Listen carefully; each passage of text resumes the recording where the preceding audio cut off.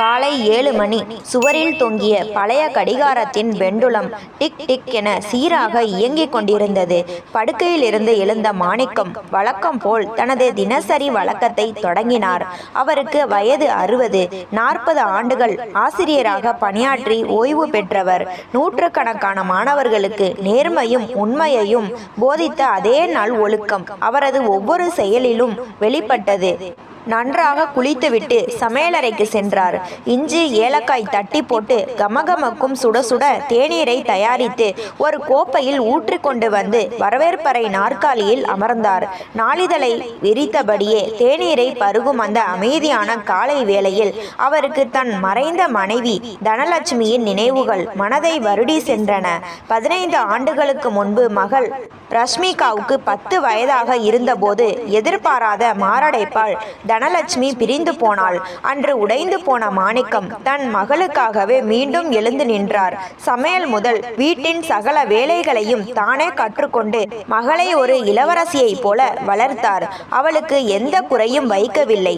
சமையலறை பக்கம் கூட அவளை போக விட்டதில்லை. இன்று அந்த 3 படுக்கையறை கொண்ட தனி வீட்டின் மதிப்பு கோடிகளை தொடும். அது போக அவரிடம் பாதுகாப்பான வைப்பு தொகைகளும் இருந்தன. தெருவில் செல்லும் சிறுவர் முதல் காய்கறி கடைக்காரர், குடியிருப்பு காவலர் வரை அனைவரும் மாணிக்கத்தை சார் என்று மரியாதையோடு அழைப்பார்கள். 25 வயதான ரஷ்மிகா இப்போது நகரின் புகழ்பெற்ற பல்கலைக்கழகத்தில் உயர் கல்வி படித்து வந்தாள். அப்பா, இன்னைக்கு எனக்கு என்ன சமைச்சு வச்சிருக்கீங்க? பள்ளியிலிருந்தும் கல்லூரியிலிருந்தும் வீட்டிற்குள் நுழைந்ததும் ரஷ்மிகா எழுப்பும் அந்த முதல் குரல் தான் அந்த வீட்டின் அமைதியை கொண்டாட்டமாக மாற்றும். மாணிக்கத்தின் உலகமே அவள்தான். ஆனால் 3 வருடங்களுக்கு முன்பு அவள் வாழ்க்கையில் ராகேஷ் நுழைந்தான். அவள் அவனை செல்லமாக ராக்கி என்று அழைத்தாள். ராகேஷ் பார்க்கிறதற்கு அழகாகவும் தன்னம்பிக்கை மிகுந்த உட்புற வடிவமைப்பாளராகவும் இருந்தான். ஒரு நடுத்தர வர்க்க குடும்பத்தை சேர்ந்தவன். அவனுக்கும் ரஷ்மிகாவுக்கும் இடையே இருந்த காதல் மாணிக்கத்திற்கு தெரிய வந்தபோது அவர் அதை எதிர்க்கவில்லை. அப்பா, எனக்கு ராக்கியை தவிர வேறு யாரையும் கல்யாணம் பண்ணிக்க விருப்பமில்லை, ப்ளீஸ் பா என்று ரஷ்மிகா கெஞ்சிய போது மகளின் மகிழ்ச்சியே முக்கியம் என சம்மதித்தார். அவனை பற்றி தீர விசாரித்த பின்னரே திருமணத்திற்கு ஏற்பாடு செய்தார். திருமணத்தன்று ரஷ்மிகா ஒரு பிடிவாதம் பிடித்தாள். அப்பா, ராக்கி வாடகை வீட்டில் தான் இருக்கான். நம்ம வீடே இவ்வளவு பெருசா இருக்குல்ல, நாங்க உங்க கூடவே இந்த வீட்டிலேயே தங்கிடுறோம். மகளின் பிரிவை தாங்க முடியாத மாணிக்கத்திற்கு அது பெரு மகிழ்ச்சியாகவே இருந்தது. என் சொத்து சுகம் எல்லாமே என் மகளுக்கு தானே. நான் போகும்போது இதையெல்லாம் அவளுக்கு தானே எழுதி வைக்க போறேன் என்று எண்ணி மனப்பூர்வமாக சம்மதித்தார். ஆனால் திருமணத்திற்கு பிறகு ரஷ்மிகா முற்றிலும் மாறத் தொடங்கினாள். வீட்டுக்குள் வந்ததும் அப்பாவை தேடும் மகள் இப்போது கணவனுடன் நேரடியாக தன் அறைக்கு செல்ல தொடங்கினாள். சினிமா, ஷாப்பிங், உணவகம் என ராகேஷுடன் நேரம் செலவிட்ட அவளுக்கு தன் தந்தையிடம் பேசக்கூட நேரம் இல்லாமல் போனது. அதை கூட மாணிக்கம் பெரிதாக எடுத்துக்கொள்ளவில்லை. ஆனால் கடந்த மாதம் ஒரு ஞாயிற்றுக்கிழமை மதிய உணவின் போது தொடக்கம் கண்டது அந்த நாடகம். சாப்பாடு பரிமாறி கொண்டிருந்த போது ரஷ்மிகா திடீரென ஒரு பெருமூச்சு விட்டாள். அப்பா, போன வாரம் நீங்க கேஸ் பர்னரை அணைக்காம அப்படியே விட்டுட்டீங்க, ஞாபகம் இருக்கா? நல்ல வேளை நான் தற்செயலா சமையலறைக்குள்ள வந்தேன், இல்லனா என்ன ஆயிருக்கும்? மாணிக்கத்தின் கையில் இருந்த ஸ்பூன் அப்படியே நின்றது. அதிர்ச்சியோடு மகளை பார்த்தார். ரஷ்மிகா, என்னம்மா சொல்ற? நான் கேஸை அணைக்காம விடுவேனா? அதுவும் இல்லாம போன வாரம் முழுக்க நீயும் ராக்கியும் கொடைக்கானலுக்கு சுற்றுலா போயிருந்தீங்களே, அப்போது உணவை சாப்பிட்டு கொண்டிருந்த ராகேஷ் தன் தட்டை விட்டு நிமிர்ந்து மாணிக்கத்தை ஒரு பரிதாபகரமான பார்வையை பார்த்தான். அப்பா, ரஷ்மிகா சொல்றது நிஜம்தான். சமீப காலமா உங்களுக்கு ஞாபக மறதி ரொம்ப அதிகமாயிடுச்சு. நேத்து கூட நீங்க ரஷ்மிகாவுக்கு ஃபோன் பண்ணி வங்கியில பாஸ்புக் காணலன்னு பதறினீங்க. நேத்து ஞாயிற்றுக்கிழமை, வங்கி லீவுன்னு உங்களுக்கே நினைவில்லை என்றான் ராகேஷ் ஒரு மருத்துவர் அறிவுறுத்துவது போன்ற குரலில். மாணிக்கத்திற்கு தலை சுற்றியது. இதய துடிப்பு அதிகரித்தது. நான் அப்படி ஒரு ஃபோன் பண்ணவே இல்லையேம்மா, வேணா என் ஃபோனை செக் பண்ணி பாருங்க என்று பதறினார். ராகேஷ் மெதுவாக மேஜையின் குறுக்கே ரஷ்மிகாவின் கையை பிடித்து கொண்டு, ரஷ்மி, வயசான காலத்துல இதெல்லாம் சகஜம்தான். நாம அப்பா மேல கோபப்படக்கூடாது. ஆனா அவர் பெரிய வீட்டுல தனியா இருக்காரு. நாளைக்கு ஏதாச்சும் அசம்பாவிதம் நடந்தா நம்மளால தாங்க முடியாது என்றான். அன்றுதான் முதல் முறையாக தன் சொந்த வீட்டின் உணவு மேஜையிலேயே தனக்கெதிராக ஒரு பயங்கரமான சதி பின்னப்படுவதை மாணிக்கம் உணர்ந்தார். தன்னை ஒரு மனநலம் பாதிக்கப்பட்டவராக, ஞாபக மறதி நோயாளியாக சித்தரிக்க அவர்கள் முயல்கிறார்கள் என்பது புரிந்தது. அன்று மாலை அவர்கள் கிளம்பும்போது ரஷ்மிகா மிகவும் அன்பாக பேசுவது போல நடித்தாள். அப்பா, உங்க போன் ரொம்ப பழைய மாடல், அடிக்கடி ஹேங் ஆகுது, கொடுங்க, மென்பொருளை அப்டேட் பண்ணி தரேன், அதோட ஒரு புதிய பாதுகாப்பு செயலியையும் இன்ஸ்டால் பண்ணுறேன். நீங்கள் எங்கேயாச்சும் வழி தவறி போயிட்டா கூட எங்களால் உங்களை கண்டுபிடிக்க முடியும். தன் மகளை முழுமையாக நம்பிய மாணிக்கம் மறு பேச்சின்றி போனை கொடுத்தார். ஆனால் அது தன் பாதுகாப்புக்காக அல்ல, தன் சுதந்திரத்தை பறித்து தன்னை கூண்டில் அடைக்க போடப்பட்ட டிராக்கர் என்பதை அவர் அப்போது அறிந்திருக்கவில்லை. அவர்கள் சென்றதும் மாணிக்கம் வரவேற்பறை சோபாவில் தனியாக அமர்ந்திருந்தார். யார் நடக்க கற்றுக் கொடுத்தாரோ அதே மகள் தன் கணவனின் பேச்சை கேட்டுக்கொண்டு தந்தையை பைத்தியமாக துடிக்கிறாள். இந்த அவமானம் அவரது மனதை சுட்டெரித்தது. ஆனால் அவர் உடைந்து போகவில்லை. ஒரு தந்தையின் பாசத்தை பின்னுக்கு தள்ளிவிட்டு ஒரு விழிப்புணர்வுள்ள மனிதனாக அவர் மாறத் தொடங்கிய தருணம் அதுதான். அன்று மாலை ராகேஷும் ரஷ்மிகாவும் கிளம்பி சென்ற பிறகு வரவேற்பறை சோபாவில் தனியாக அமர்ந்திருந்த மாணிக்கத்தின் மனம் கொந்தளித்து கொண்டிருந்தது. மேஜை மீது கிடந்த தன் கைபேசியை மெதுவாக கையில் எடுத்தார். அப்போதுதான் அந்த ஒரு விஷயத்தை அவர் கவனித்தார். வழக்கமாக நாள் முழுதும் உழைக்கும் அந்த போனின் பேட்டரி மதியத்திற்குள்ளேயே முற்றிலும் வற்றி போய் சிவப்பு நிறத்தில் எச்சரித்து கொண்டிருந்தது. போனின் பின்பகுதியை தொட்டு பார்த்தார். அது ஏதோ ஒரு இயந்திரம் தொடர்ந்து இயங்குவது போல லேசாக சூடாக இருந்தது. ஒருவேளை போன் பழையதாகிவிட்டதால் இப்படி ஆகிறதோ என்று மனதை சமாதானப்படுத்த முயன்றார். ஆனால் அது வெறும் ஆரம்பம்தான் என்பதை அடுத்த சில நாட்கள் அவருக்கு உணர்த்தின. அடுத்த நாள் செவ்வாய்க்கிழமை காலை வழக்கம் போல இஞ்சி தேநீர் தயாரித்து கொண்டு நாளிதழை விரித்தபடி பருக தொடங்கினார். அப்போது கைபேசி திரை திடீரென ஒளிர செய்தது. வங்கியிலிருந்து ஏதோ ஒரு குறுஞ்செய்தி வந்தது. ஆனால் அவர் அதை தொட்டு படிப்பதற்கு முன்பாகவே அந்த அறிவிப்பு திரையிலிருந்து மாயமாய் மறைந்து போனது. மாணிக்கத்திற்கு தூக்கி வாரி போட்டது. பதற்றத்துடன் போனின் இன்பாக்ஸ் திறந்து பார்த்தார். அது அவரது வங்கியிலிருந்து வந்த எச்சரிக்கை செய்தி.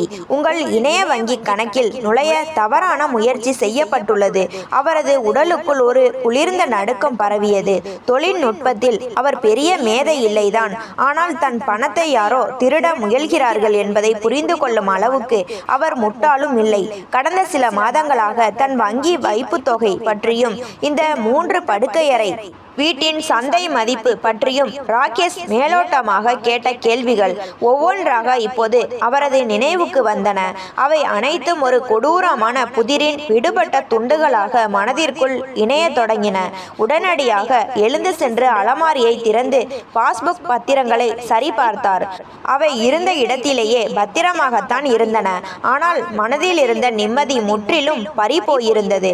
அன்று மதியம் வீட்டில் தனியாக இருந்தபோது மாணிக்கத்திற்கு மூச்சு முட்டுவது போல் இருந்தது. கொஞ்சம் நன்னடையும் புதிய காற்றும் தேவை என நினைத்து சந்தையில் இருந்து பழங்கள் வாங்கி வர எண்ணினார். உச்சி வெயிலில் குடையை பிடித்து கொண்டு அருகில் இருந்த சந்தைக்கு சென்றார். மாம்பழங்களை எடுத்து பார்த்து கொண்டிருந்த போது அவரது போன் அடித்தது. திரையில் ரஷ்மிகா போனை எடுத்து ஹலோ என்று சொல்வதற்கு முன்பே ரஷ்மிகாவின் குரல் மிகவும் கண்டிப்புடனும் கோபத்துடனும் ஒலித்தது. அப்பா, இந்த சுட சுட வெயில்ல சந்தையில என்ன பண்றீங்க? ஏன் வீட்டில் ஓய்வெடுக்காம வெளியே அலையிறீங்க? மாணிக்கத்தின் கையில் இருந்த பழக்கூடை நழுவி கீழே விழ பார்த்தது. நெஞ்சு படபடவென அடித்தது. அவர் சந்தைக்கு வந்த விஷயம் யாருக்கும் தெரியாதே, யாரிடமும் சொல்லிக்கொள்ளாமல் அல்லவா திடீரென கிளம்பி வந்தார். ரஷ்மி, நான் கடை வீதியில இருக்கேன்னு உனக்கு எப்படி தெரியும்? குரல் நடுங்க கேட்டார். மறுமுனையில் ஒரு வினாடி மௌனம். பதில் யோசிப்பது போல் தயங்கிய ரஷ்மிகா உடனே சமாளிக்கும் குரலில் பேசினாள். அப்பா, திரும்பவும் மறந்துட்டீங்களா? காலையில தானே எனக்கு ஃபோன் பண்ணி முழங்கால் வலியா இருக்கு, இன்னைக்கு நாள் முழுக்க வீட்டில் தான் இருக்க போறேன்னு சொன்னீங்க. இப்போ ராக்கி அந்த வழியா கார்ல போகும்போது உங்களை பார்த்திருக்கான். உங்களுக்கு ஞாபக மறதி கூடிட்டே போகுதாப்பா. நீங்க கண்டிப்பா டாக்டரை பார்த்தே ஆகணும்.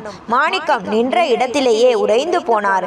ஏனெனில் அவர் நின்று கொண்டிருந்த சந்தையின் அந்த பகுதி வாகனங்கள் வர தடை செய்யப்பட்ட குறுகலான சந்தை வீதி.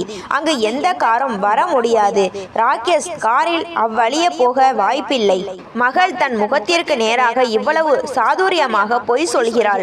தன்னையே பைத்தியக்காரனாக மாற்ற துடிக்கிறாள். அந்த சந்தையின் கூச்சலுக்கு நடுவே உறக்க கத்தி அளவேண்டும் போல் இருந்தது மாணிக்கத்திற்கு. நான் பைத்தியம் இல்லையடி என்று கத்த தோன்றியது.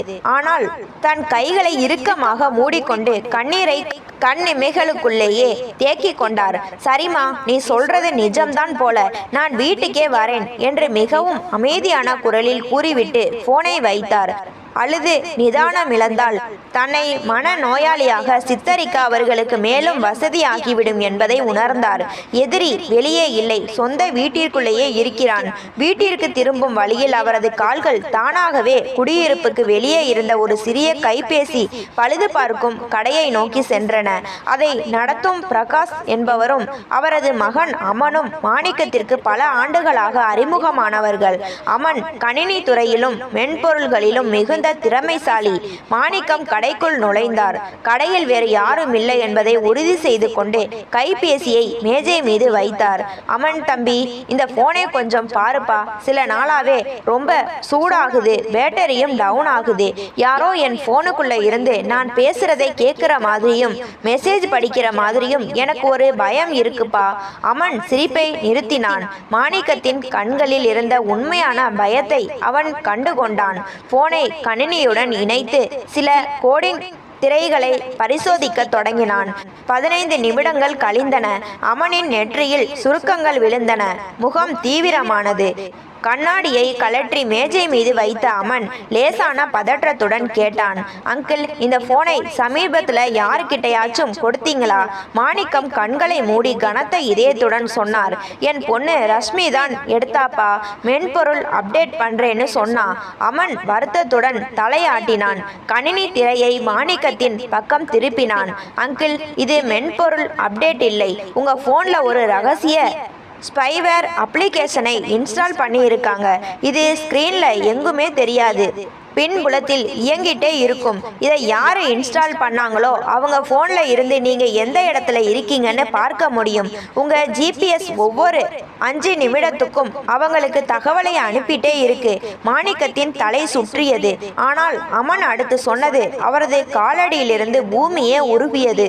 அது மட்டுமில்ல அங்கிள், உங்கள் ஃபோனுக்கு வர மெசேஜ்கள், வாட்ஸ்அப் தகவல்கள் எல்லாத்தையும் அவங்களால படிக்க முடியும். வங்கியில இருந்து ஓடிபி வந்தா நீங்க பார்க்கறதுக்கு முன்னாடியே அவங்களுக்கு போயிடும்.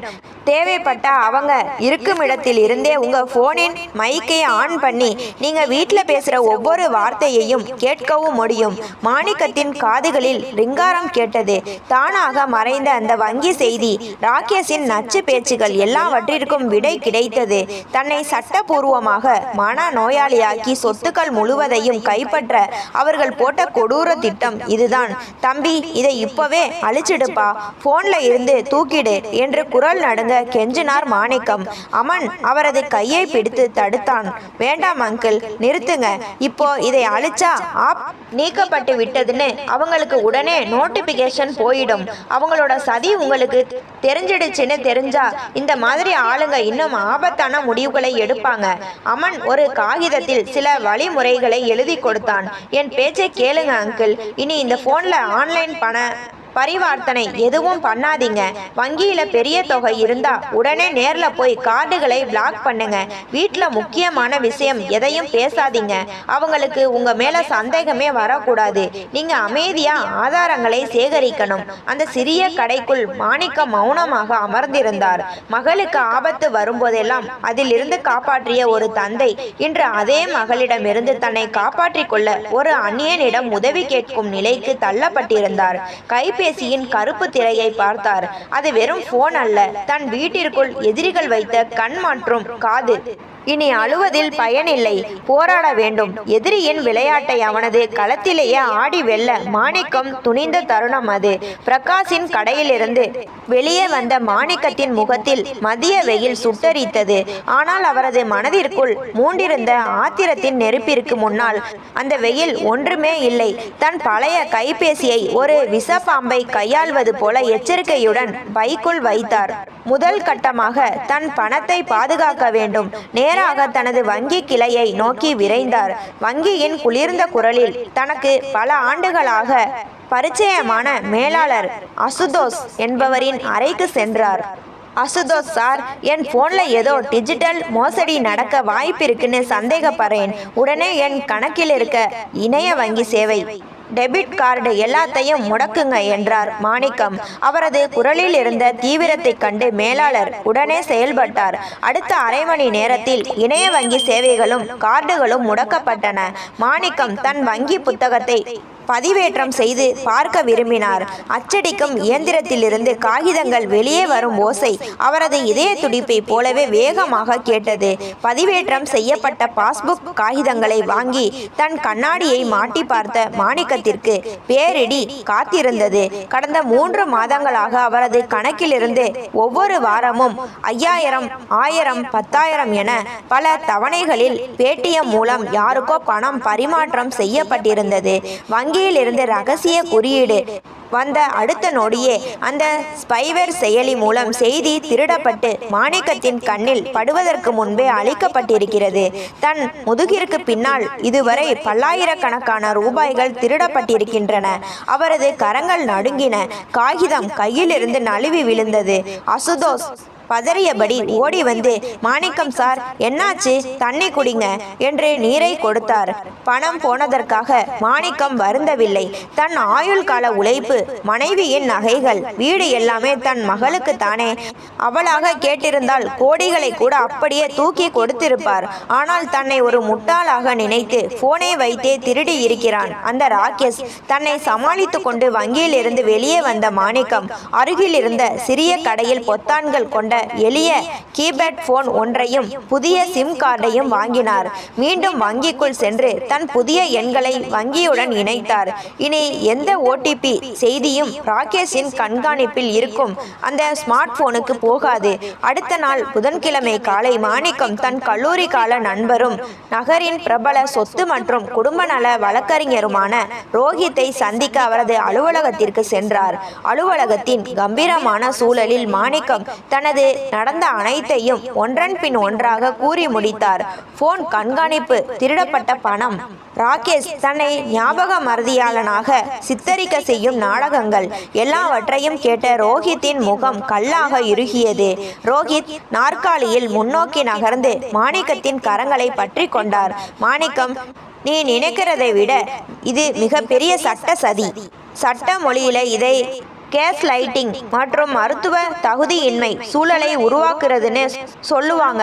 உன் மருமகன் உன்னை வீட்டை விட்டு மட்டும் துரத்த பார்க்கல. உனக்கு டிமென்ஷியா அல்லது அல்சைமர் மாதிரி ஞாபக மறதி நோய் இருக்குன்னு நீதிமன்றத்தில் நிரூபிச்சிட்டா உன்னோட கையெழுத்துக்கு எந்த மதிப்பும் இல்லாம போயிடும். மாணிக்கம் உறைந்து போய் அமர்ந்திருந்தார். ரோஹித் தொடர்ந்தார், ஒருவேளை ரஷ்மிகாவுக்கு பவர் ஆஃப் அட்டார்னி கிடைச்சிட்டா உன் சம்மதமே இல்லாம உன்னோட கோடிக்கணக்கான வீட்டை விற்க முடியும், வங்கி வைப்பு தொகையை கரைக்க முடியும், உன்னை சட்டபூர்வமாக பைத்தியமாக்கி ஏதேனும் முதியோர் இல்லத்தில் சேர்க்கவும் முடியும். ரஷ்மிகா உன் ஒரே மகள் என்பதால் நீதிமன்றமும் அவளுக்கு எளிதாக இந்த உரிமையை வழங்கிடும். ஆசையாக வளர்த்த மகளையே ஆயுதமாக வைத்து தன்னை உயிருடன் புதைக்க ராகேஷ் போட்டிருந்த திட்டம் மாணிக்கத்தின் உடம்பை சிலிர்க்க வைத்தது. ரோஹித், இதை தடுக்க நான் என்ன பண்ணணும்? நாம் நீதிமன்றத்திற்கு போகலாம் மாணிக்கம். ஆனா அவங்க உண்மையான திட்டத்தை நிரூபிக்க நமக்கு வலுவான ஆதாரம் வேணும். ராகேஷ் எதுக்காக இவ்வளவு அவசரப்படுறான்ற உண்மையான பின்னணி தெரியணும் என்றார் ரோஹித். ஆதாரங்களை சேகரிக்க மாணிக்கம் தயாரானார். அன்றைய தினமே அமனின் உதவியை நாடினார். அமன் ஒரு சிறு பென்டிரைவையும் ரகசிய குறியீடு அடங்கிய தாளையும் கொடுத்தான். அங்கிள், இது ரஷ்மிகா உங்க போன்ல போட்ட அதே மாதிரியான கண்காணிப்பு செயலிதான். ஆனா இதை ராகேஷோட போன்ல போடணும். அவனுக்கு சந்தேகம் வராத மாதிரி அவனோட கேமரா வழியா இந்த QR கோடை ஒரே ஒரு நிமிஷம் ஸ்கேன் பண்ணா போதும் என்றான் அமன். மாணிக்கத்திற்கு அந்த வாய்ப்பு அடுத்த 2 நாட்களில் கிடைத்தது. ஞாயிற்றுக்கிழமை மதியம் ராகேஷும் ரஷ்மிகாவும் வழக்கம் போல உணவு சாப்பிட வந்திருந்தனர். உணவு உண்டு முடித்ததும் ரஷ்மிகா பால்கனியில் போனில் பேசிக் கொண்டிருந்தாள். ராகேஷ் மாணிக்கத்தின் அறைக்கு வந்து அரட்டையடித்து கொண்டே தன் ஐபோனை கட்டிலில் வைத்தான். அப்போது அவனுக்கு ஒரு அழைப்பு வர அதை ஸ்பீக்கரில் போட்டு பேசிவிட்டு போனை பூட்டாமல் அப்படியே மேஜை மீது வைத்துவிட்டு, அப்பா நான் வாஷ்ரூம் போயிட்டு வரேன் என்று சென்றான். மாணிக்கத்திற்கு ஒரே ஒரு நிமிஷம் மட்டுமே இருந்தது. இதயம் விஸ்ஸென அடித்தது. கைகள் வேர்த்தன. பையில் இருந்த தாளை எடுத்து தன் கையில் இருந்த போனால் ராகேஷின் போன் கேமராவை நோக்கி அந்த QR கோடை சரளென காண்பித்தார். திரையில் பதிவிறக்கம் தொடங்கியது. 10%, 50%, 90%. வாஷ்ரூமில் தண்ணீர் ஊற்றும் சத்தம் கேட்டது. 100%. உடனே அந்த செயலியின் அடையாளத்தை மறைக்கும் பொத்தானை அழுத்தி அறிவிப்புகளை முடக்கினார். போன் ராகேஷ் வைத்த அதே கோணத்தில் மீண்டும் வைக்கப்பட்டது. அடுத்த நொடி வாஷ்ரூம் கதவு திறந்தது. ராகேஷ் வெளியே வந்தான். அப்பா, அடுத்த வாரம் நாம ஒரு நல்ல டாக்டர் கிட்ட போவோம். நேற்று ராத்திரி கூட நான் கேட்ட கேள்விக்கு நீங்க பதில் சொல்லாம மறந்துட்டீங்க என்று சிரித்தபடியே ஒரு புதிய பொய்யை சொன்னான். மாணிக்கம் தன் பயத்தை மறைத்து ஒரு குளிர்ந்த புன்னகையை சிந்தி, சரிப்பா, கண்டிப்பா போவோம். இனி எல்லாத்துக்கும் ஒரு கணக்கு பார்க்க வேண்டியதுதான் என்றார். அடுத்த நாள் முதல் அமன் கொடுத்த டேப்லெட்டில் ராகேஷின் ஒவ்வொரு நகர்வையும் மாணிக்கம் கவனிக்க தொடங்கினார். வியாழக்கிழமை மதியம் ராகேஷ் ரஷ்மிகாவிடம் பாந்த்ராவில் ஒரு புதிய கட்டிடத்தின் வரைபடத்தை பார்க்க செல்கிறேன், வர இரவாகும் என்று கூறிவிட்டு கிளம்பினான். ஆனால் பிற்பகல் 2:30 மணிக்கு டேப்லெட்டில் ராகேஷின் போன் காட்டிய இருப்பிடம் பாந்த்ராவை நோக்கி செல்லவில்லை. மாறாக நகரத்தின் மிக ஆடம்பரமான பங்களாக்கள் நிறைந்த பகுதியை நோக்கி வேகமாக நகர்ந்தது. மாணிக்கம் செயற்கைக்கோள் வரைபடத்தை ஜூம் செய்து பார்த்தார். அது எந்த அலுவலகமும் அல்ல. நகரின் பிரபல நரம்பியல் மருத்துவரான டாக்டர் அங்கித் மெக்ரா என்பவரின் சொந்த பங்களா மற்றும் மருத்துவமனை. மாணிக்கத்தின் காதுகளில் ரோஹித்தின் வார்த்தைகள் இடியென முழங்கின. உனக்கு ஞாபக மறதி இருக்குன்னு போலி மருத்துவ சான்றிதழ் வாங்க பார்க்கிறான் ராகேஷ் ஒரு நரம்பியல் மருத்துவமனைக்கு, அதுவும் ராஷ்மிகாவிடம் பொய் சொல்லிவிட்டு ஏன் செல்ல வேண்டும்? தன் மீது போலி பைத்தியக்கார பட்டம் கட்டத்தான் அந்த டாக்டரிடம் பேரம் பேச செல்கிறானா? மாணிக்கத்திற்கு கதகதவென வியர்த்தது. இனி வீட்டிற்குள் அமர்ந்திருக்க முடியாது. தன் மகளின் வாழ்க்கையையும் தன் மானத்தையும் காப்பாற்ற அந்த சதியின் ஆணிவேரை கண்டறிய அவர் கிளம்ப வேண்டிய தருணம் வந்துவிட்டது. டேப்லெட்டில் அந்த இருப்பிடத்தை கண்ட நொடியில் மாணிக்கத்தின் நெஞ்சம் படபடவென அடித்து கொண்டது. இனியும் தாமதிக்க கூடாது. சட்டையை மாட்டிக்கொண்டு தன் பழைய கேமராவை பைக்குள் பத்திரப்படுத்தி ஒரு டாக்ஸியை பிடித்து அந்த ஆடம்பர பகுதியை நோக்கி விரைந்தார்.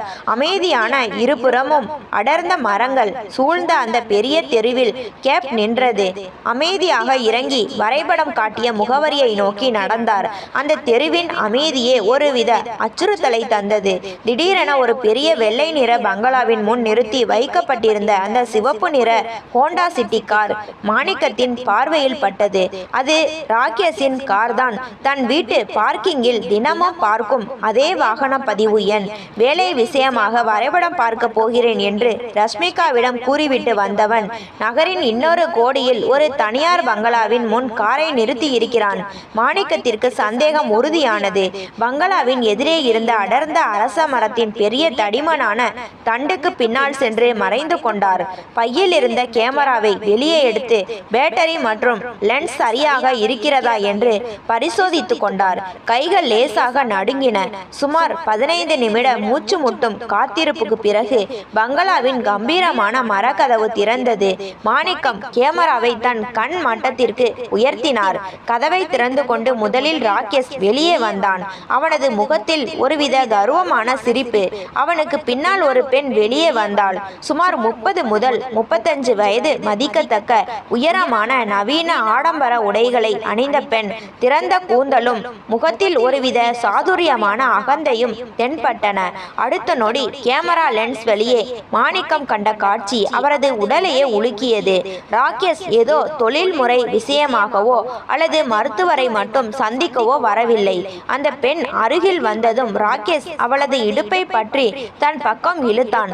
அந்த பெண் தன் இரு கரங்களாலும் ராகேஷின் கழுத்தை கழுத்தை கட்டிக்கொள்ள பட்ட பகலில் திறந்த வெளியில் இருவரும் ஒருவரையொருவர் முத்தமிட்டு கொண்டனர். அது சாதாரண நட்பின் அணைப்பு அல்ல. அதில் காமமும் துரோகமும் ஆழமான பழைய தொடர்பும் தெளிவாக வெளிப்பட்டன. மாணிக்கத்தின் கண்கள் இருண்டன. தன் மகள் எந்த கணவனை உயிருக்கு உயிராக நம்பினாலோ, தன் தந்தையை பைத்தியக்காரனாக்க துணிந்தாலோ, அந்த ராகேஷ் தன் மகளின் முதுகில் குத்திவிட்டு இன்னொருத்தியின் கட்டிலை பகிர்ந்து கொண்டிருக்கிறான். கட்டுக்கடங்காத கோபத்திலும் அதிர்ச்சியிலும் மாணிக்கத்தின் விரல்கள் கேமராவின் சட்டர் பொத்தானை அடுத்தடுத்து அழுத்தின. அந்த துரோகத்தின் ஒவ்வொரு நொடியும் ஆதாரமாக கேமராவிற்குள் பதிவானது. இருவரும் பங்களாவின் முகப்பில் அமைக்கப்பட்டிருந்த சிறிய மேஜை நாற்காலிகளில் அமர்ந்தனர். காஃபி கோப்பைகளை கையில் ஏந்தியபடி பேசத் தொடங்கினர். மாணிக்கம் மரத்தின் பின்னே இருந்து மெதுவாக காம்பவுண்ட் சுவரின் இரும்பு கம்பிகளின் அருகே நகர்ந்து சென்று மறைந்து நின்று கவனிக்க தொடங்கினார். அந்த பெண் காஃபியை பருகியபடியே கேட்டாள். ஸ்ரேயான்னு என்னை அழைக்கிறதை விட உன் மாமனாரோட கதையை முதல்ல சொல்லு ராக்கி. உன்னோட அந்த பழைய ஆளுக்கு உண்மையிலேயே ஞாபக மறதி அதிகமாயிடுச்சா? ரஷ்மிகா அதை முழுசா நம்புறாளா? ராகேஷ் ஒரு கொடூரமான நக்களுடன் சிரித்தான். ஸ்ரேயா அந்த முட்டாள் பொண்ணு. நான் ஆட்டி வைக்கிற பொம்மை. அவங்க அப்பா தனியா இருக்க முடியாது. ஆபத்தானவர்னு அவ மண்டையில நல்லா ஏத்திட்டேன். அது மட்டுமா, அவங்க அப்பாவை கண்காணிக்க அவளே தன் கையால அவர் போன்ல ஸ்பை ஆப் போட்டிருக்கா. அவ நினைச்சிட்டு இருக்கா தகப்பனை காப்பாத்துறோம்பான்னு. ஆனா உண்மையில அவர் பண்ற ஒவ்வொரு அசைவையும் எனக்கு ரிப்போர்ட் பண்ணிட்டு இருக்கா. இப்போ எனக்கு வேணுன்றதெல்லாம் உங்க அப்பா தர அந்த டிமென்ஷியா போலி மருத்துவ சான்றிதழ் தான். ஸ்ரேயா புன்னகைத்தாள். அதை நான் என் அப்பா அங்கித் மெக்ரா கிட்ட சொல்லி நாளைக்கே ரெடி பண்ணிடுறேன். அவரோட லேப் சீல் கையெழுத்தோட பக்காவா கிடைச்சிடும். ஆனா ரஷ்மிகா பவர் ஆஃப் அட்டார்னி எழுதி கொடுக்க சம்மதிப்பாளா? அவளை மிரட்டி வச்சிருக்கேன் என்றான் ராகேஷ் மிடுக்காக. அந்த பெரிய வீடும் கோடிக்கணக்கான எஃப்டியும் ரஷ்மிகா கைக்கு வந்த அடுத்த நிமிஷம் கிழவனுக்கு பைத்தியம் முத்திடுச்சுன்னு சொல்லி ஏதாச்சும் அனாதை இல்லத்துல தள்ளிடலாம். ஸ்ரேயா அவனை நோக்கி சாய்ந்து, சரி அதுக்கப்புறம் அந்த முட்டாள் ரஷ்மிகாவை என்ன பண்ண போற என்று கேட்டாள். ராகேஷின் முகத்தில் அரக்கத்தனமான புன்னகை அரும்பியது. அடுத்த 6 மாசத்துல அவளுக்கு விவாகரத்து, செட்டில்மெண்ட்ல பாதி சொத்து பாதி பணம் எனக்கு வந்துடும். அப்புறம் உங்க அப்பா கிட்ட முறைப்படி உன் கைய பிடிச்சிட்டு நாம 2 பேரும் இந்த ஊரை விட்டே போயிடலாம். ரஷ்மிகா எனக்கு எதுக்கும் லாய்க்கில்லாத ஒரு சாதாரண பொண்ணு. எனக்கு தேவையெல்லாம் அவங்க அப்பாவோட பணம் மட்டும்தான். மாணிக்கத்திற்கு சுவர்கள் நகர்வது போல் இருந்தது. தலை சுற்றியது. தன் மகள் செய்த துரோகத்தை நினைத்து அவர் வேதனைப்பட்டார். ஆனால் அந்த மகளே ஒரு கொடூரமான மிருகத்தின் வலையில் சிக்கி தன் வாழ்க்கையை அழிக்கப் போகிறாள் என்பதை நினைத்த போது ஒரு தந்தையாக அவரது இரத்தம் கொதித்தது. இனி அழுது புலம்புவதில் எந்த பயனும் இல்லை. கேமராவை உடனடியாக பைக்குள் மறைத்து கொண்டு சத்தமின்றி அங்கிருந்து பின்வாங்கி டாக்ஸியை பிடித்து வீட்டை அடைந்தார். கழுவி துடைத்த முகம் போல தன் கோபத்தை மறைத்து கொண்டு ஒரு சாமானியமான ஒன்றும் அறியாத தந்தையாக நாடகத்தை தொடர முடிவெடுத்தார். மாலை 7:30 மணிக்கு வீட்டின் அழைப்பு மணி ஒலித்தது. கதவை திறந்ததும் ரஷ்மிகா நின்று கொண்டிருந்தாள். அவளது முகத்தில் குழப்பமும் சோர்வும் தாண்டவமாடின. சோபாவில் வந்து அமர்ந்தவள் தந்தையின் முகத்தை பார்க்காமல் பேசினாள். அப்பா, ராக்கி இப்போதான் போன் பண்ணினான். மதியம் உங்களை ரோட்ல பார்த்தானாம். நீங்க பதற்றமா எங்கேயோ வழி தெரியாம போயிட்டு இருந்தீங்களாமே. ஏன்பா இப்படி வெயில்ல அலையிறீங்க? உங்களுக்கு எதுவுமே நினைவிருக்க மாட்டேங்குது. ராகேஷ் அங்கிருந்து கொண்டே தன் மகளின் மனதில் மேலும் நஞ்சை விதைத்திருக்கிறான் என்பது மாணிக்கத்திற்கு புரிந்தது. மாணிக்கம் மிகவும் அமைதியாக சமையலறைக்கு சென்று 2 கோப்பைகளில் தேநீர் தயாரித்து கொண்டு வந்தார். ஒரு கோப்பையை அவளிடம் கொடுத்துவிட்டு ஒரு போலியான உடைந்த புன்னகையை முகத்தில் வரவழைத்து கொண்டார். அப்படியாம்மா சொல்றான் ராக்கி? ஐயோ, எனக்கு உண்மையிலேயே நினைவில்லையேம்மா. நான் நாள் முழுக்க வீட்டில் தான் இருந்தேன்னு நினைச்சேன். ஒருவேளை எனக்கு சுத்தமா ஞாபக சக்தி போயிடுச்சோ என்னவோ. ராக்கி சொல்றது நிஜம்தான் போல இருக்குடா என்று குரலை தளர செய்து நடித்தார். மாணிக்கத்தின் அந்த சாதுரியமான நடிப்பு சரியாக இலக்கை தாக்கியது. ரஷ்மிகா ஒரு பெருமூச்சு விட்டாள். தன் கணவன் சொன்ன கேஸ் லைட்டிங் நாடகம் பழித்து விட்டது என்றும் தந்தை தன் மனநல பலவீனத்தை ஒப்புக்கொண்டு விட்டார் என்றும் நம்பினாள். அவளது முகத்தில் இருந்த பதற்றம் குறைந்தது. பார்த்தீங்களா அப்பா, நான் அப்பவே சொன்னேன்ல, நாளைக்கு ராக்கி உங்களை நம்ம ஃபேமிலி டாக்டர் கிட்ட கூட்டிட்டு போவான். அவர் உங்களை பரிசோதிச்சுட்டு மருந்து தருவாரு என்றாள் ராஷ்மிகா. சரிம்மா, நீங்களும் ராக்கியும் என்ன சொல்றீங்களோ அப்படியே செய்கிறேன் என்றார் மாணிக்கம் தாழ்ந்த குரலில். ரஷ்மிகா நிம்மதியுடன் தேநீரை குடித்துவிட்டு கிளம்பினாள். தான் தன் தந்தையை தன் கட்டுப்பாட்டுக்குள் கொண்டு வந்து விட்டதாக எண்ணி சென்றாள். ஆனால் தன் காலடியிலேயே ஒரு மிகப்பெரிய பேரழிவு காத்து கொண்டிருப்பதை அந்த பேதை அறிந்திருக்கவில்லை. அவள் சென்றதும் மாணிக்கம் கதவை பூட்டினார். பையில் இருந்த கேமராவை எடுத்து லேப்டாப்பில் இணைத்தார். ராகேஷும் ஸ்ரேயாவும் அணைத்து கொண்டிருக்கும் அந்த அருவருப்பான புகைப்படங்கள் ஒவ்வொன்றாக திரையில் விரிந்தன. ஒரு தந்தையின் பலவீனங்களை எல்லாம் தூக்கி எறிந்துவிட்டு தன் மகளை காப்பாற்றவும் துரோகியை வீழ்த்தவும் ஒரு கொடூரமான நீதிபதியாக மாற மாணிக்கத்தின் மனம் உறுதி கொண்டது. அடுத்த நாள் மாலை 4 மணி மாணிக்கத்தின் வீட்டின் விசாலமான வரவேற்பறை ஒரு அமைதியான நீதிமன்றத்தை போல உருமாறியிருந்தது. ஜன்னல் வழியே வெளியே கார் மேகங்கள் சூழ்ந்து எந்த நேரத்திலும் கனமழை பெய்யக்கூடும் என்ற சூழலை உணர்த்தின. சோபாவில் மாணிக்கத்தின் பாலிய நண்பரும் வழக்கறிஞருமான ரோஹித், மூத்த குற்றவியல் வழக்கறிஞர் விக்ரம் சுக்லா மற்றும் கைபேசி கடை இளைஞன் அமன் ஆகியோர் அமர்ந்திருந்தனர். யாருடைய முகத்திலும் சிரிப்பில்லை. ஒரு புயலுக்கு முந்தைய அமைதி அந்த அறை முழுவதும் பரவி இருந்தது. மேஜையின் நடுவே ஒரு தடிமனான தங்க நிற உரை வைக்கப்பட்டிருந்தது. அதற்குள் மாணிக்கத்தின் மானத்தையும் அவரது மகளின் எதிர்காலத்தையும் தீர்மானிக்க போகும் கசப்பான உண்மைகள் அடங்கியிருந்தன. மாலை 6 மணிக்கு வீட்டின் அழைப்பு மணி ஒலித்தது. மாணிக்கம் எவ்வித பதற்றமுமின்றி சென்று கதவை திறந்தார். வெளியே ராகேஷும் ரஷ்மிகாவும் நின்று கொண்டிருந்தனர். ரஷ்மிகாவின் முகத்தில் ஏதோ ஒரு இனம் புரியாத குழப்பமும் அலைபாயும் மனநிலையும் தெரிந்தன. ஆனால் ராகேஷின் முகத்தில் ஒரு கொடூரமான வெற்றி புன்னகை மிளிர்ந்தது. அவனது கையில் ஒரு கருப்பு நிற தோல் கோப்பு இருந்தது. அதற்குள் மாணிக்கத்தை மனநோயாளியாக்கும் போலி மருத்துவ சான்றிதழும் சொத்துக்களை பறிக்கும் பவர் ஆஃப் அட்டார்னி பத்திரமும் இருந்தன. இருவரும் உள்ளே நுழைந்தனர். வரவேற்பறையில் அந்நிய மனிதர்கள் அமர்ந்திருப்பதை பார்த்ததும் ராகேஷின் போலி புன்னகை ஒரு வினாடி மறைந்தது. அப்பா, இவர்கள் எல்லாம் யாரு? அமன் தம்பி இங்க என்ன பண்றான் என்று ரஷ்மிகா வியப்புடன் கேட்டாள். மாணிக்கம் மிகவும் அமைதியான கம்பீரமான குரலில், வாமா ரஷ்மி, உட்காரு. ராகேஷ், நீயும் உட்காரு. ஒரு முக்கியமான முடிவு எடுக்கும்போது சாட்சிகள் இருக்கிறது நல்லதுதானே என்றார். ராகேஷ் நிலைமையை சாதுரியமாக கையாள நினைத்து தன் வழக்கமான நச்சு குரலில் பேசத் தொடங்கினான். ஆமாப்பா, நீங்க சொல்றது சரிதான். நாங்க எதுவும் மறைக்கலையே. எல்லாம் உங்க நன்மைக்கும் பாதுகாப்புக்கும் தானே பண்றோம். இந்தாங்க பவர் ஆஃப் அட்டார்னி பத்திரமும் டாக்டரோட சர்டிபிகேட்டும் கொண்டு வந்திருக்கேன். இதுல கையெழுத்து போட்டுட்டா அப்புறம் நீங்க எந்த கவலையும் இல்லாம ஓய்வு எடுக்கலாம். ரஷ்மி எல்லாத்தையும் பார்த்துப்பா என்று கூறி அந்த தோல் கோப்பை மேஜை மீது இருந்த தங்க நிற உரையின் அருகே வைத்தான். மாணிக்கம் நிமிர்ந்து ராகேஷின் கண்களை நேருக்கு நேராக பார்த்தார். பின்னர் தன் மகளின் பக்கம் திரும்பினார். ரஷ்மி, உன் அப்பனுக்கு உண்மையிலேயே பைத்தியம் பிடிச்சிடுச்சுன்னு நீ முழுசா நம்புறியாமா? தன் சொந்த பொண்ணுக்கிட்டேயே பாதுகாப்பு கேட்டு பிச்சை எடுக்கிற அளவுக்கு என் மூளை கெட்டு போயிடுச்சா? ரஷ்மிகா பார்வையை திருப்பி கொண்டு, அப்பா, தயவு செஞ்சு புரிஞ்சுக்கோங்க. நீங்க அடிக்கடி விஷயங்களை மறந்துடுறீங்க. நேத்து கூட ராகேஷ் உங்களை வழியில பார்த்தப்போ நேத்து ராகேஷ் என்னை பார்க்கவே இல்லை ரஷ்மி. மாணிக்கத்தின் குரல் அறையில் இடி போல முழங்கியது. அந்த சத்தத்தில் ரஷ்மிகா திடுக்கிட்டு அமர்ந்த இடத்திலேயே உறைந்து போனாள். மாணிக்கம் தொடர்ந்தார். நேத்து மதியம் 2:30 மணிக்கு உன் புருஷன் பாந்திராவில கட்டிட வரைபடம் பார்க்க போகலை.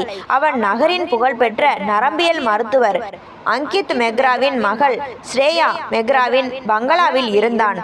ஸ்ரேயா மெக்ரா என்ற பெயரை கேட்ட அடுத்த வினாடி ராகேஷின் கையில் இருந்த விலை உயர்ந்த கைபேசி கை நழுவி கீழே விழுந்து நொறுங்கியது. அவனது முகத்திலிருந்து இரத்தம் முழுமையாக வடிந்தது போல பேயறைந்தார் போல் வெளுத்து போனான். ரஷ்மிகா குழப்பத்துடன், அப்பா என்ன சொல்றீங்க? ஸ்ரேயா யார்? ராகேஷ் நேத்து சைட்ல தானே இருந்தான் என்று தடுமாற்றத்துடன் கேட்டாள். மாணிக்கம் லேசான நக்களுடன் புன்னகைத்தார். என் பாதுகாப்புங்கிற பேர்ல என் நடமாட்டத்தை கண்காணிக்க என் போன்ல ஸ்பைவேர் போட்டு வச்சியே ரஷ்மி, அது எனக்கு ஆரம்பத்திலேயே தெரிஞ்சிடுச்சு. அமன் உதவியால அதே செயலியை உன் புருஷன் போன்லையும் போட்டேன். அவன் போன இடத்தை கண்டுபிடிச்சு நானே நேர்ல போய் பார்த்தேன்.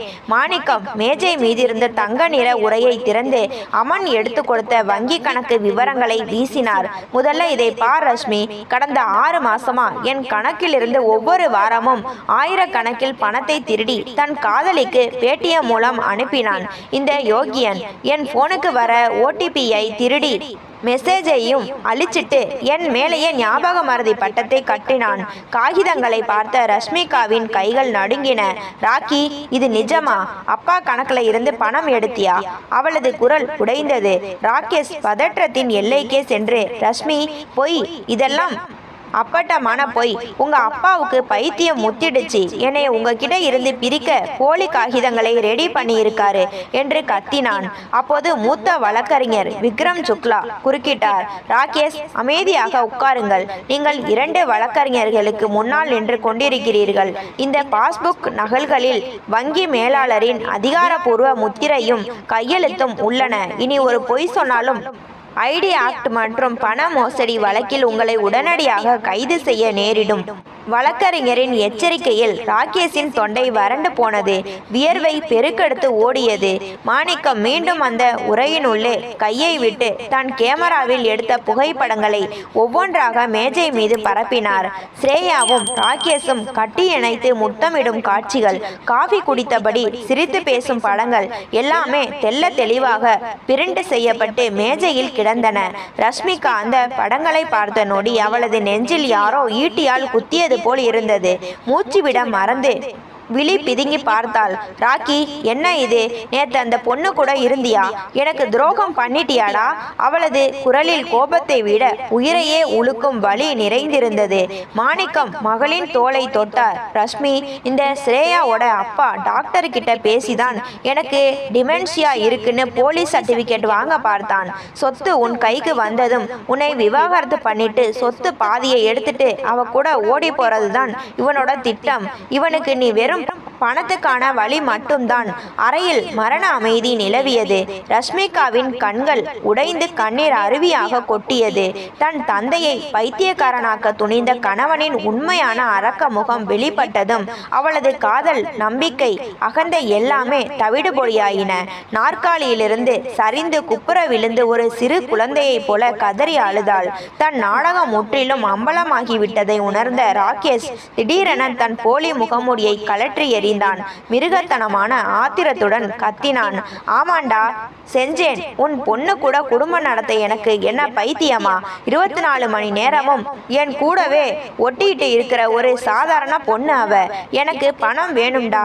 நீ எப்படியும் இன்னும் கொஞ்ச நாள்ல செத்து போக போறவன் தானே. உன் பணம் எனக்கு வந்தா என்ன தப்பு? அவனது கேவலமான பேச்சை கேட்டு ரஷ்மிகா சட்டென எழுந்தாள். பாய்ந்து சென்று ராகேஷின் கன்னத்தில் ஓங்கி ஒரு அறை விட்டாள். சீ நாயே, என் கண்ணு முன்னாடி நிக்காத, தொலைஞ்சு போயிடு என்று கத்தினாள். மாணிக்கம் முன் வந்தார். அவ்வளவு சீக்கிரம் போக முடியாது ராகேஷ். உனக்கு 2 வழிதான். ஒன்று, இப்பவே என் மகள் கொடுத்த நகை, பணம், என் கணக்கிலிருந்து திருடிய பணம் எல்லாத்தையும் திருப்பி கொடுத்துட்டு விவாகரத்து பத்திரத்துல கையெழுத்து போட்டுட்டு ஓடணும். இல்லனா இந்த வழக்கறிஞர்கள் மூலமா உன்னை ஜெயில்ல கம்பி எண்ண வைப்பேன். ஜெயில் என்ற வார்த்தையை கேட்டதும் ராகேஷின் வீம்பு பறந்தோடியது.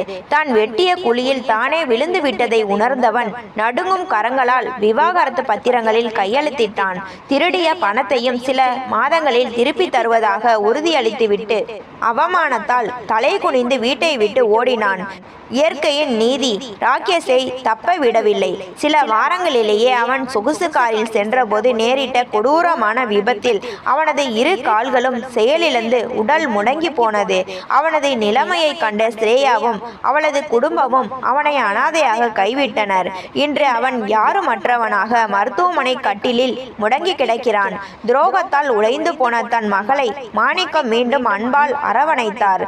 நடந்தது முடிஞ்சு போச்சுமா. உன் தகப்பன் உயிரோடு இருக்கும் வரை உனக்கு எந்த குறையும் வராது. மீண்டும் உன் வாழ்க்கையை தொடங்கு என்று தைரியம் கூறினார். இன்று ரஷ்மிகா அமெரிக்காவில் உள்ள பிரபல பல்கலைக்கழகத்தில் தன் உயர் கல்வியை தொடர்கிறாள். மனதின் காயங்கள் ஆற சிறிது காலம் எடுக்கும் என்றாலும் தந்தையின் உண்மையான அன்பும் விழிப்புணர்வும் அவளுக்கு புதிய வாழ்க்கையை, புதிய விடியலை தந்துள்ளன. ஒரு தந்தையின் துணிச்சலும் விவேகமும் சாதுரியமான நடவடிக்கையும் தன் மகளின் வாழ்க்கையை ஒரு பேரழிவிலிருந்து மீடுத்து காட்டியது. மாதங்கள் சில உருண்டோடின. அமெரிக்காவின் பாஸ்டன் நகரில் பனிப்பொழிவு அதிகமாக இருந்த ஒரு மாலை வேளை அங்குள்ள பல்கலைக்கழகத்தின் நூலகத்தில் அமர்ந்து தனது ஆய்வு கட்டுரையை எழுதி கொண்டிருந்த ரஷ்மிகாவின் கைபேசி அதிர்ந்தது. திரையில் அப்பா உடனே அழைப்பை ஏற்று, சொல்லுங்கப்பா, சாப்பிட்டீங்களா, மாத்திரை எடுத்துக்கிட்டீங்களா என்று பாசத்தோடு வினவினாள். மறுமுனையில் மாணிக்கத்தின் நிதானமான கம்பீரமான குரல் கேட்டது. நான் நல்லா இருக்கேமா, இங்க பிரகாஷ் தம்பியும் அமனும் அடிக்கடி வந்து என்னை பார்த்துக்கிறாங்க. நீ எப்படிமா இருக்க? அங்க பனி ரொம்ப அதிகமா இருக்குமே, உடம்பை பார்த்துக்கோ என்றார். நான் நல்லா இருக்கேன்பா. இன்னைக்கு என் பேராசிரியர் என்னோட ஆய்வு கட்டுரையை பார்த்துட்டு ரொம்ப பாராட்டினாரு. எனக்குள் இருந்த இந்த திறமையை நான் உணர்றதுக்கே இவ்வளவு காலம் ஆயிடுச்சுப்பா என்றாள் ரஷ்மிகா. அவளது குரலில் இப்போது பழைய தயக்கமோ வேதனையோ இல்லை. மாறாக ஒரு சுயசார்பும் நம்பிக்கையும் மிளிர்ந்தன. எல்லாமே நன்மைக்கு தான் ரஷ்மி. நடந்த கசப்பான சம்பவங்கள் உன்னை வீழ்த்த வரலை, உன்னை இன்னும் பலமானவளா மாற்றத்தான் வந்திருக்கு. உன் படிப்பு முடிஞ்சதும் நீ இன்னும் உயரங்களுக்கு போவ என்று வாழ்த்தினார் மாணிக்கம். ரஷ்மிகா சிறிது நேரம் மௌனமானாள். பின்னர் கண்கள் கலங்க, அப்பா, அன்னைக்கு மட்டும் நீங்க விழிப்புணர்வோட இருந்து அந்த உண்மைகளை கண்டுபிடிக்கலனா என் வாழ்க்கைய அழிஞ்சு போயிருங்குப்பா. நான் உங்களுக்கு செஞ்ச துரோகத்தை நினைச்சா இப்பவும் எனக்கு நெஞ்சு வலிக்குதுப்பா என்று குரல் தழுதழுத்தது. மாணிக்கம் மென்மையாக சிரித்தார். பழைய கதையை எதுக்குமா இப்போ யோசிக்கிற? பெற்ற வயிறு எப்பவும் பிள்ளையோட நன்மையை தான் யோசிக்கும். நீ ஏமாந்தது உன் தப்பில்லை. உன்னோட அன்பை ஒருத்தன் தவறா பயன்படுத்திக்கிட்டான், அவ்வளவுதான். இப்போ நீ சுதந்திரமான தைரியமான ஒரு பெண்ணாக நிமிர்ந்து நிற்கிறாய். அதுதான் இந்த அப்பனுக்கு நீ தர மிக பெரிய பெருமை. பேசி முடித்து போனை வைத்த மாணிக்கம் தன் வீட்டின் பால்கனியில் வந்து நின்றார். அன்று மௌனத்தில் விரிந்த சதி வலைகளை உடைத்து தன் மகளின் வாழ்க்கையை மீட்டெடுத்த அந்த வரவேற்பறை இன்று அமைதியாலும் நேர்மறை எண்ணங்களாலும் நிறைந்திருந்தது. துரோகமும் வஞ்சகமும் தற்காலிகமாக வெல்வது போல் தோன்றினாலும் உண்மையின் வலிமையும் ஒரு தந்தையின் தூய்மையான அன்பும் எந்த ஒரு பேரழிவிலிருந்தும் தன் குடும்பத்தை காத்து நிமிர்த்தும் என்பதற்கு மாணிக்கத்தின் வாழ்க்கையே சான்றாக அமைந்தது. இது போன்ற கதைகளை தொடர்ச்சியாக கேட்க லைக் பண்ணுங்க, ஷேர் பண்ணுங்க, கமெண்ட் பண்ணுங்க, மறந்து விடாமல் சப்ஸ்கிரைப் பண்ணுங்க.